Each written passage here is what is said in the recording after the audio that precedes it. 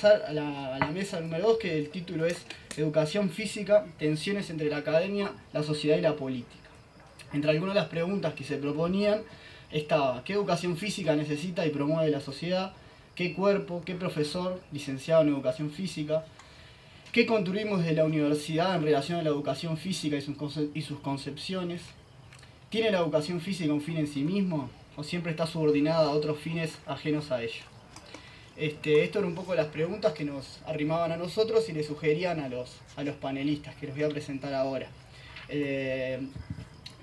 Va a comenzar hablando Paola Dogliotti, que es la directora del Instituto Superior de Educación Física, docente de la Facultad de Humanidades y del ISEF, y bueno, es magíster y se encuentra realizando su formación doctoral. Quien le va a seguir a la continuación va a ser Daniel Danners, que es representante de la Secretaría Nacional de Deporte, gerente de Nacional de Deporte, arquitecto y deportista de toda la vida. En tercer lugar va a hablar Bruno Mora, que es profesor de judo de ISEF y representante del proyecto Tatami, UNEFI, y bueno, es el coordinador del programa conjunto entre Cerro Largo y Rivera. Y por último va a hablar Rodolfo Rosengat, que es profesor de educación física, director y profesor del ISEF de La Pampa. Los científicos dicen que estamos hechos de átomos. Pero a mí un pajarito me contó que estamos hechos de historias. Así que yo les agradezco digamos que colaboren conmigo en producir parte de mi historia, compartiéndola con ustedes, ya que me parecen estos hechos que marcan una experiencia muy, muy importante, muy interesante en el recorrido de ustedes como estudiantes y por lo tanto de la profesión, del campo laboral al cual pertenecemos, aunque estemos en orillas diferentes de un mismo río, pero el río es el mismo. Así que yo agradezco profundamente la invitación, es un orgullo incluso la obstinación de invitarme por segunda vez, ya que he compartido una primera experiencia hace unos años, hoy calculábamos que habrá sido en el 2008, en Durazno, un encuentro anterior, y hoy aquí, la verdad que yo celebro mucho poder compartir con ustedes. Bueno, es realmente complicado responder las preguntas que hicieron. Son preguntas demasiado importantes como para poder responderlas así de una, digo, ¿no? Sí, y solamente lo intentaremos no responder, sino en todo caso ver a dónde nos lleva, pensar por esos caminos. Digamos, las preguntas son como caminos que nos van llevando para pensar, así que supongo que ustedes lo pensaron de ese modo también, así que me acoplé con esa misma idea. Y vuelvo a citar a Galeano, como para establecer una idea del cuerpo, ¿no? Dice, la Iglesia dice el cuerpo es una culpa, la ciencia dice el cuerpo es una máquina, la publicidad dice el cuerpo es un negocio, el cuerpo dice yo soy una fiesta. Y la fiesta la están mostrando ustedes acá, y como ponen el cuerpo y lo celebran en el encuentro, esta idea de encuentro. Y este encuentro y poner el cuerpo que se pregunta por el saber, y en esa pregunta por el saber se está generando saber. Y ya la pregunta está generando saber. Entonces, bueno, ahí yo voy a tratar de ir arrimando algunas ideas sobre estas preguntas. Vamos a ver hasta dónde hasta dónde puedo llegar y hasta dónde vamos llegando. Básicamente destaqué tres cosas de las que ustedes preguntaban, o de las que se nos preguntaban para el panel. Entonces, ¿qué educación física necesita promover la sociedad? ¿Qué cuerpo? ¿Qué profesor o licenciado? Y después, bueno, ¿qué construimos de la universidad? ¿Qué tiene si tiene la educación física un fin en sí misma? Entonces ahí tomé estos primeros tres objetos que destaqué ahí. Digo objetos como objetos de pensamiento, ¿no? Objetos de nuestra reflexión. Pensar en tres objetos sobre los cuales detenernos, como tres blancos sobre los cuales apuntar nuestros dardos. Allá atrás se están asomando. ¿Se ve? Más o menos. Creo que van a construir después un anfiteatro o algo que se levante así. A lo mejor ponen 2 o 3 sillas. ¿Qué hay atrás? Decía que bueno, tenemos como tres blancos como para ir pegando un poquito los tres. Educación física, cuerpo y profesor. Que son las preguntas que formulaban. Que uno puede tomarlas así como tres cosas que van cada uno por su carril. Decir, bueno, ¿qué educación física? Y pensar en la educación física como una cosa separada, el cuerpo como una cuestión también separada o separable, y el profesor también por su propio carril. Esto sería más grave, pensar, ¿no?, de alguna manera que cada uno apunta a lugares diferentes. Esto sí, yo diría que es imposible. Por más que uno incluso lo quiera, ya que si el profesor de educación física trabaja, digamos, hay una relación entre quien es profesor y el objeto de su trabajo, o sea, la práctica social que llamamos educación física, es la que él ejecuta y trabaja con el cuerpo. Esto no podría producirse, solamente se puede producir en términos absolutamente teóricos, analíticos, pero no ocurre en la realidad. Entonces, por lo menos tendríamos que encontrar alguna relación. Digo que hay una relación entre los tres objetos sobre los cuales tenemos que pensar. Podríamos pensarlo más o menos como está pensado en las preguntas.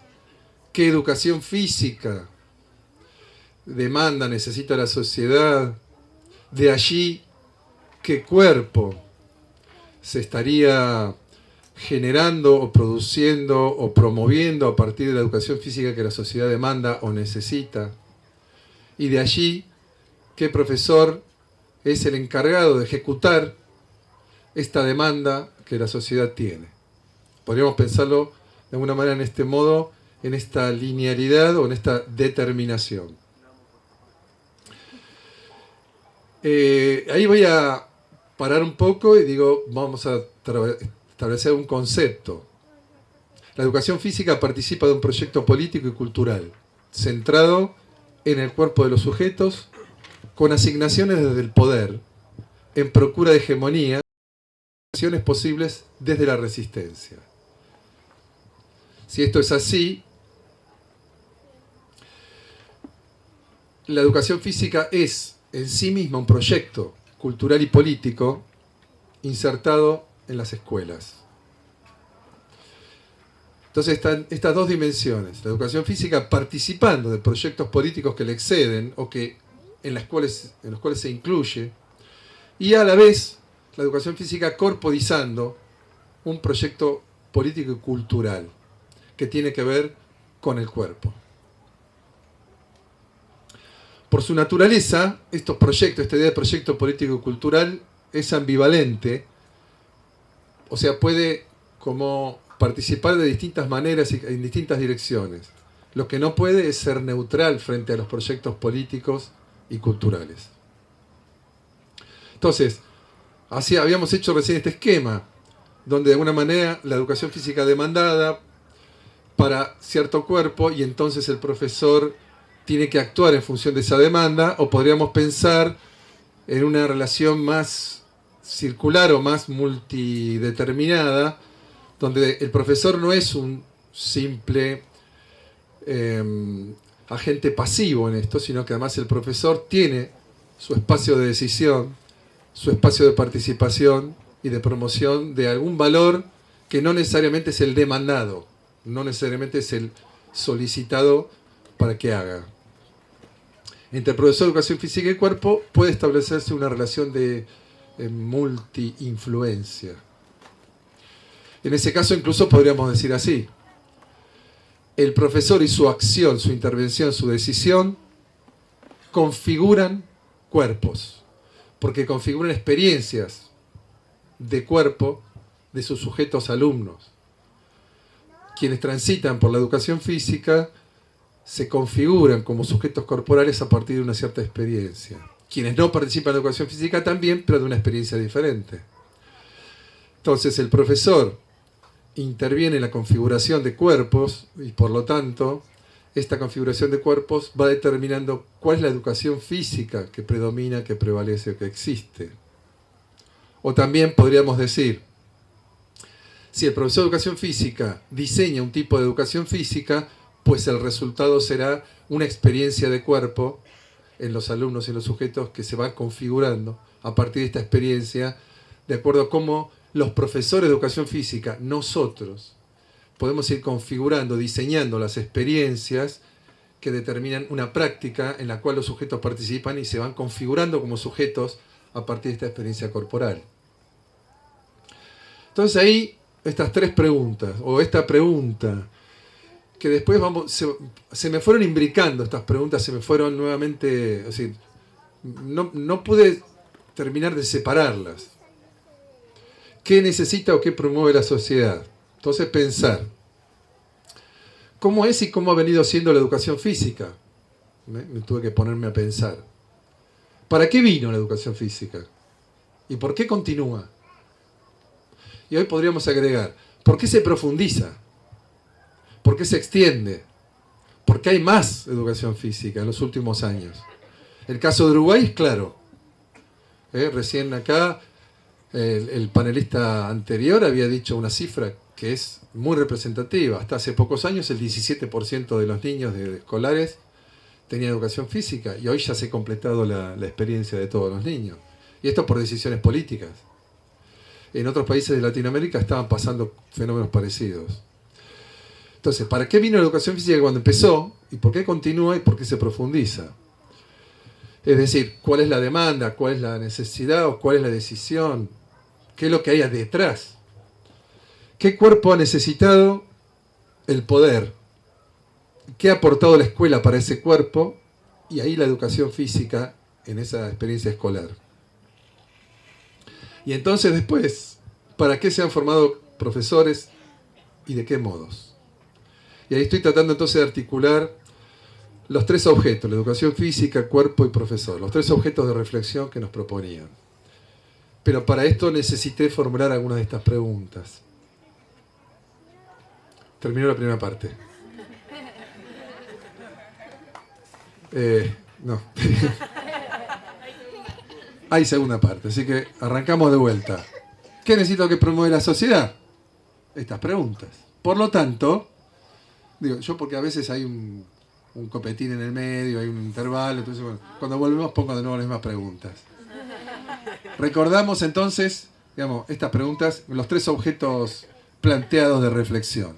Entonces ahí sigo con las preguntas. Y digo, ya que estamos preguntones, ¿cómo es y cómo ha venido siendo la educación física? ¿Para qué vino y por qué continúa?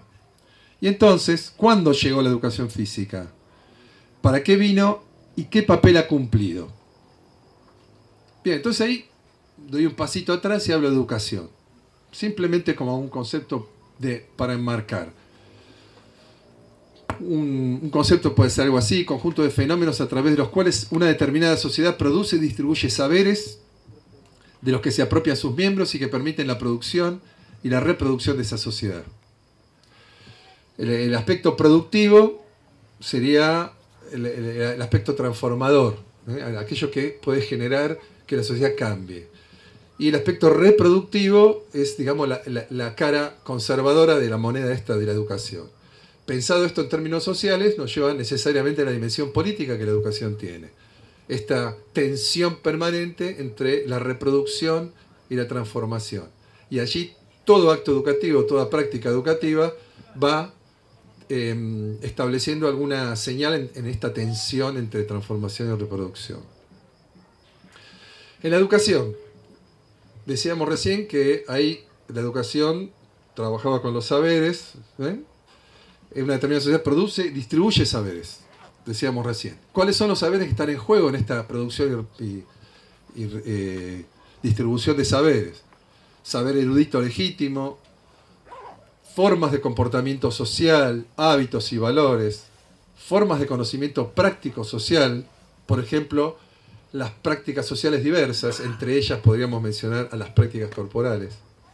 La cultura, que es un gran contexto en el cual los saberes se adquieren carácter simbólico, se valorizan y también se reproducen. Y los saberes de sí. Cuando digo los saberes de sí, es lo que el sujeto aprende de sí mismo. Y los saberes de sí se aprenden en la práctica de vida que los sujetos realizamos. Bien, estos saberes se aprenden en agencias determinadas. ¿Sí? Agencias como aquellos dispositivos sociales capaces de producir efectos sobre la formación de estos saberes de los sujetos. Familia, medios de comunicación, tradiciones sociales callejeras, espectáculos, lo militar, lo médico, el deporte federativo, la escuela, la educación física escolar y no escolar, y múltiples agencias. Acá hay simplemente algunas que pueden tener cierta cercanía con nuestra práctica. Bien, entonces ahí, rastreando un poco para empezar a contestar algo de estas preguntas, ¿para qué vino la educación física? ¿Por qué está? Podemos consultar con los estudios históricos sobre educación desde la perspectiva crítica, que es la que yo voy a sostener en toda esta intervención. Y esto significa desconfiar en principio, de lo consagrado, desnaturalizar lo sabido y tratar de poner en cuestión los orígenes de las cosas. Coinciden en general los estudiosos de la perspectiva crítica que la educación ha tenido una problematización central, que es la gobernabilidad de los cuerpos. Una de las problematizaciones principales de la tarea educativa desde la modernidad para acá ha sido la gobernabilidad de los cuerpos. ¿Qué quiere decir esto? Quiere decir cómo hacemos para controlar la energía y el comportamiento de nuestros niños en función de la formación para lograr determinada sujeto social que acate la normativa, los modos de vivir que la sociedad se está dando como fundamento y como modo de convivencia. Un autor como Michel Foucault, que estudió mucho de estas cuestiones, se preguntaba, pensando en el siglo XVI, siglo XVII, XVIII, ¿cómo se reconoce un buen soldado?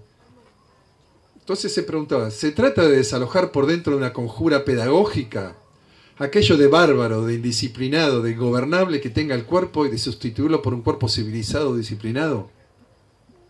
Y él estudia el cuerpo del soldado como ejemplo de los cuerpos gobernados, que son la gran meta de las ciudades y de un montón de dispositivos de la sociedad moderna. Y ahí pone el cuartel, el hospicio, el hospital, la cárcel y la escuela como aquellos lugares donde se operaba con distintos dispositivos para lograr estos cuerpos gobernados. Gobernados porque el poder lo necesitaba. Y con esto no entramos a valorar si esto es bueno o malo, digamos, tiene que ver con el funcionamiento social. El poder y la forma de organización necesitaba el control de los cuerpos.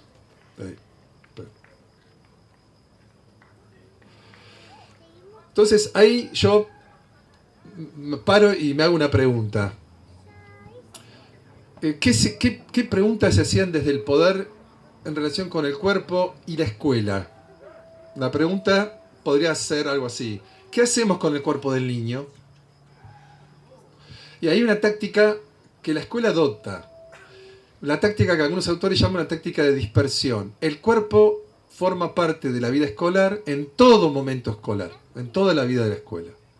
La escuela se encarga de establecer pautas del comportamiento corporal desde las 8 de la mañana hasta las 6 de la tarde, estoy exagerando, pero bueno, digamos, en todo el horario escolar y en todos los lugares de la escuela. Esto ha sido así desde que la escuela se empieza a configurar, porque de alguna manera la escuela surge en la modernidad, no como la estamos pensando ahora, como para enseñar ciencias, para enseñar un montón de cosas, sino que surge con esta idea de juntar a los vándalos que andan por ahí y tratar de controlarlos, ¿sí? Primero eso, disciplinarlos. Luego de a poquito, además enseñarles a leer la Biblia para que sean o católicos o protestantes, según el credo de cada uno. Y recién después, de a poco, se empieza a enseñar algunos conocimientos porque ya la industria empieza a requerir ciertos saberes ligados a la ciencia, etc. Y además los estados nacionales que surgen en esta época necesitan que la gente se identifique con su nación, con los símbolos patrios, con su idioma, etc. Y esto va generando algunos conocimientos nuevos que hace falta enseñar. La escuela de a poco se va transformando en una institución de enseñanza. Primero es una institución, digamos, de gobierno, y luego de a poco se va transformando en una institución de enseñanza. Podríamos decir, el proyecto cultural de los europeos proponía relaciones con el cuerpo funcionales a los proyectos hegemónicos. Se impusieron y se modificaron a partir de distintas crisis o de opciones de los sectores dominantes. ¿Qué quiero decir? Que las relaciones con el cuerpo fueron cambiando con el cambio de los procesos sociales. Y los proyectos culturales y políticos que se iban armando eran dependientes de qué se proponía el modelo social para cada momento. Y ahí es donde podríamos fechar el establecimiento de una primera relación con el cuerpo. Primera relación escolar con el cuerpo. La escuela moderna, podríamos decir hasta mediados del siglo XIX, establece una relación con el cuerpo donde el cuerpo debe estar quieto, alrededor de un sistema de vigilancia, los niños sentados en silencio, el orden cerrado y la uniformidad. Estas son algunas características que están muy estudiadas.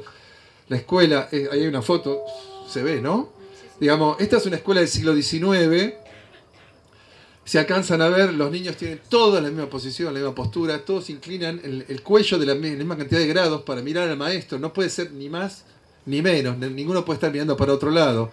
Las manos están todas colocadas en general sobre la falda, están todos vestidos igual. Digamos, ahí, esta uniformidad es la que pretendía la escuela. Esto es el cuerpo gobernado.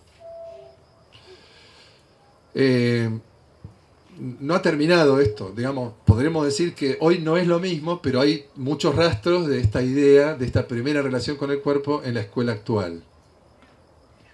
¿Sí? Algunas imágenes que nos hacen ver esta idea de el cuerpo gobernado, todos igual, quietitos. Ahora, después ha pasado un momento de crisis. Se anuncia la crisis. Empieza a haber, por un lado,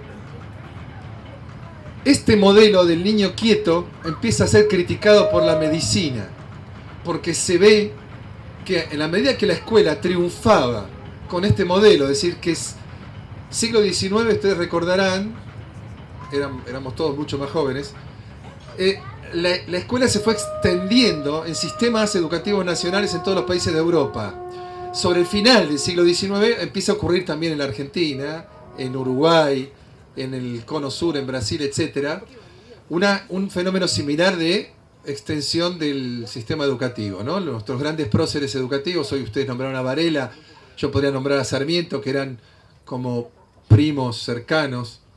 En esta idea de extender el sistema educativo, digamos, este modelo del niño quieto ya no servía, era un modelo que atentaba contra la naturaleza y generaba un montón de dificultades. El sedentarismo empieza a aparecer allí como problema señalado por la medicina.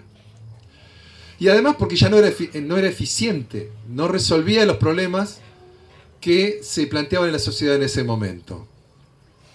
Entonces, y porque además... ¿En serio? Bien. Porque decía que además la sociedad empezaba a necesitar nuevas formas de conocimiento a transmitir. Y para eso necesitaba no estar todo el tiempo controlando el cuerpo del niño. Había que dedicarse momentos a enseñarle cosas. Porque había ya cada vez un caudal, había que enseñar geografía para saber, por ejemplo, los ingleses tenían que enseñar geografía para ver dónde quedaban las colonias, que algún día ellos iban a ir como empleados, mucamos o soldados a defender las colonias del Imperio Inglés, por ejemplo. Y así surge la geografía. O la historia, porque había que identificar el Estado Nacional, de dónde viene, cómo somos.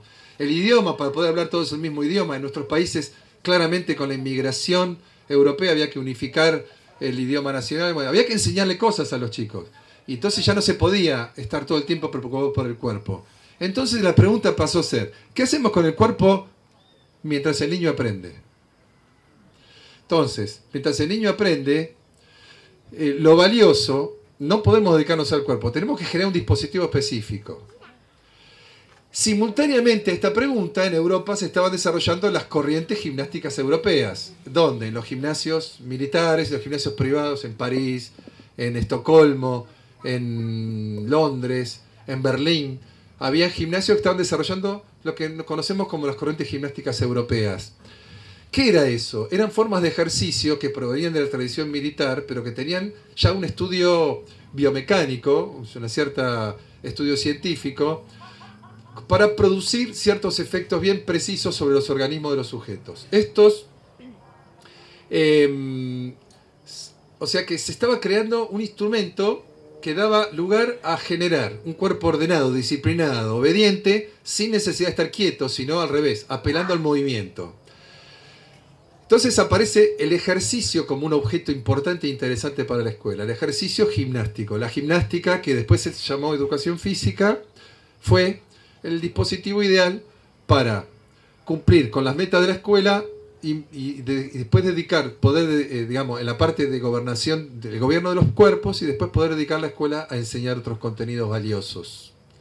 Y ahí quedamos en un lugar periférico de la enseñanza escolar, en el lugar del ejercicio sin un conocimiento, porque el conocimiento valioso estaba en el aula, estaba en otro lugar, y no estaba en el gobierno del cuerpo. Y ahí se establece, y esto lo sostiene un particular, un estudioso un argentino que está estudiando esto en Alemania de hace varios años, estudiando la educación física en el origen de las escuelas alemanas del siglo XIX, y él plantea que ya sobre la segunda mitad del siglo XIX se establece una segunda relación con el cuerpo. Esta segunda relación con el cuerpo ya no es mediante el estar quieto, sino mediante el movimiento en forma de ejercicio. Y ahí es donde el sujeto de la primera relación con el cuerpo, el sujeto quieto, el sujeto obediente, el que no puede hablar, el que para poder hablar tiene que hacer una señal que el maestro nunca va a escuchar y que a lo sumo en algún momento le va a dar lugar. Este era el sujeto de la primera relación con el cuerpo. Ya ahora está formando un sujeto distinto, necesita un sujeto más activo, un sujeto que se mueva. Pablo Jaragroski, un autor argentino, un estudioso de historia argentina en educación física, le llamó a este sujeto el Homo Gymnasticus, que sería el sujeto formateado a partir de esta nueva relación con el cuerpo que la escuela le propone. Una relación donde aparece la gimnasia como instrumento. Entonces, ¿qué tenemos? Tenemos nuevas necesidades sociales. La escuela se ha complejizado, la sociedad es más compleja. Necesitamos un nuevo sujeto. Ese sujeto necesita, para conformarse, una práctica social determinada, un dispositivo. Ese dispositivo es la gimnasia. La gimnasia viene a ocupar el lugar que antes ocupaba la táctica sedentarismo. Entonces se conforma. ¿Qué es lo que está faltando para tener la educación física? Lo único que falta es la formación del profesor. O sea, tenemos la necesidad social, desde el poder estoy hablando, la necesidad, la demanda del poder. Tenemos el instrumento, formamos el sujeto, tenemos la escuela, nos falta la formación de profesores. Allí comienza la formación de profesores. Fines del siglo XIX, principios del siglo XX, en esta línea de trabajo, en esta segunda relación con el cuerpo. ¿Qué quedó afuera? Todo un conjunto de cultura corporal que no se valorizó como útil para estos cometidos, digamos. Por lo tanto, el deporte inglés, por ejemplo, que sí había sido un instrumento para las escuelas aristocráticas inglesas, porque los ingleses ya habían dividido con mucha inteligencia, dijeron las escuelas aristocráticas y las escuelas populares. Las escuelas populares, gimnasia. Las escuelas aristocráticas, deporte. El deporte se reinventa en las escuelas aristocráticas inglesas, se reglamenta allí. Es conocida la anécdota de la escuela de rugby, etc. Y ya los ingleses establecieron como una nueva relación con el cuerpo que no era la misma del Homo Gymnasticus. Y que es la que se empieza a imponer a lo largo del siglo XX también en nuestros países. Esta es la del Homo Gymnasticus. Estas son las plazas de deporte de Amorós en Francia, en París. De allí toman el nombre aquí, las plazas de deportes. La gimnasia femenina, francesa, los dibujos de cómo deberían ser hechos los ejercicios. Y por ahí es interesante dos frases que cito. Sarmiento dijo: así como los niños necesitan movimiento, el Estado necesita orden. Demos pues, en la educación de los niños, movimiento en orden. Está claro que acá no estamos pensando en los niños. En todo caso, dejamos que los niños se muevan. ¿Pero para qué? Para poder establecer un orden que el Estado necesita. El Estado es el Estado de ese momento.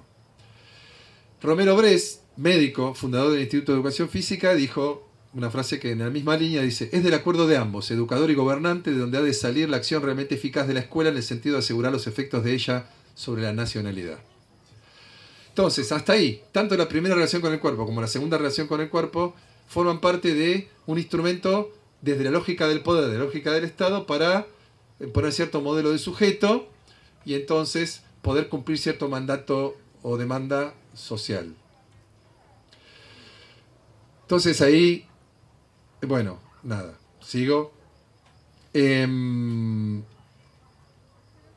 objeto, bueno, sigo. Las gimnasias, 5 minutos. Esta tradición gimnástica que siguió muchos años, esta idea de homogeneizar, de unificar los mismos movimientos, todo de la primera relación con el cuerpo, pero en movimiento, o más o menos en movimiento, porque ahí también hay muchas posiciones estáticas, ¿sí? Esta es la gimnasia, estas fotos son de 1950. Es decir, que todavía la tradición anterior se arrastró. Ahora, durante el siglo XX se impone el deporte como nueva modalidad. Y los ingleses ya lo habían empezado a utilizar en sus escuelas. Esto impone una nueva relación con el cuerpo que la escuela toma. Pero la escuela lo sigue tomando desde la lógica del poder. Había que controlar ya no el cuerpo individual, el cuerpo de las masas. Porque ya hay una sociedad de masas, ya hay un protagonismo diferente. Los grandes proyectos políticos del siglo XX, todos apelaron al deporte de masas y todos intentaron que la escuela fuera el instrumento donde el deporte penetrara nuevamente como un instrumento de gobierno. Como un instrumento de gobierno. Donde se agregaron otros argumentos, pero básicamente se mantenía la misma idea, pero con una nueva relación. Este homo ya no es el homo gymnasticus, es lo que ahí ya me atreví yo a llamarlo el homo esportivo, en el sentido de que no es lo mismo el que repite un gesto que el otro le muestra y lo hace exactamente igual. Sarmiento decía: una hora de movimientos, a izquierda, derecha, arriba, abajo, todos igual, imitando al maestro, ahí está la moral. Eso decía Sarmiento sobre educación física. En cambio, el deporte ya nos convoca a otro tipo de participación, donde hay otra dinámica, donde hay un cierto grado de incertidumbre, donde hay otra participación del sujeto, pero también puede ser controlado a través del árbitro, de las reglas, de la federación, de los calendarios, etcétera, etcétera, de la separación por sexo para evitar cualquier contagio, etcétera. Bien, o sea, se establece una nueva relación con el cuerpo, que yo llamé ahí una tercera relación con el cuerpo, todavía desde el poder. ¿Qué tienen en común? Los deportes se plantean, y hay muchos estudios en este sentido, como una civilización del juego popular. El juego popular controlado y civilizado sería el deporte. Pueden leer a Vigarello, pueden leer a Barbero González de España. Hay muchos estudios interesantes, a Norbert Elias, donde habla de, digamos, cómo el deporte como forma parte de un proceso civilizador para controlar las emociones populares, etcétera, etcétera. Por lo tanto, muchos de estos deportes que primero pasaron por los aristócratas, a pesar de que algunos tenían origen popular, como el fútbol, claramente de origen popular, que luego fue apropiado por los aristócratas, pero que a principios del siglo XX se lo volvimos a robar a los aristócratas y el pueblo lo tomó en sus manos. Digamos, estos procesos sociales muy complejos. Estas son fotos del 1910-1920, sacadas por Romero Brés jugando al pelota al cesto en el Instituto de Buenos Aires, como formas de plantear de a poquito el deporte, que después se fue imponiendo como un formato dominante. Entonces, mandatos hegemónicos sobre la educación física.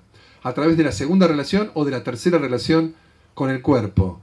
La obediencia a patrones de conducta que privilegiaron el sometimiento a la autoridad, el cumplimiento de hábitos sanitarios dictados de la lógica positivista del siglo XIX. Voy rápido, pero ustedes lo pueden leer ahí. Tercer lugar, la construcción de patrones de conducta generizados que han promovido y reproducido una desigualdad y desvalorización de las mujeres. El ejemplo del 6% de las chicas que hacen deportistas es muy claro. En la Argentina la educación física en secundario no es coeducativa ni mixta, es separada, los varones por un lado, las mujeres por otro lado. Los profesores no quieren trabajar en forma conjunta. La construcción de ideales de cuerpo ligados a valores excluyentes o expulsores, como la excelencia estética, la máxima eficacia motriz y la relación competitiva y descalificatoria hacia el cuerpo del otro.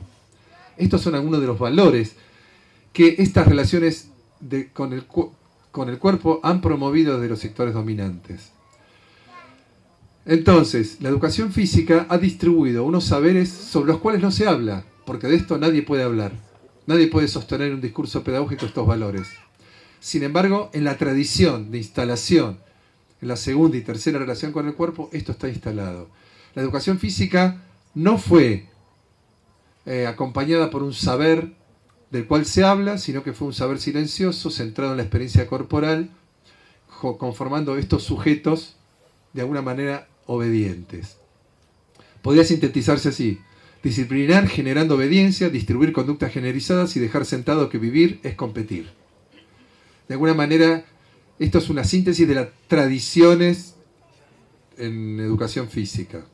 Acá tomé una frase de Raumar Rodríguez: la educación física en alguna de sus versiones no deja de ser y no va más allá de una inscripción de la diferencia. Su eficacia no está tanto en su potencial emancipador como su poder tradicional de clasificar los cuerpos y asignarles un lugar en la tabla según rendimiento y aspecto. ¿Sí? Me parece que acá hay un mandato tradicional.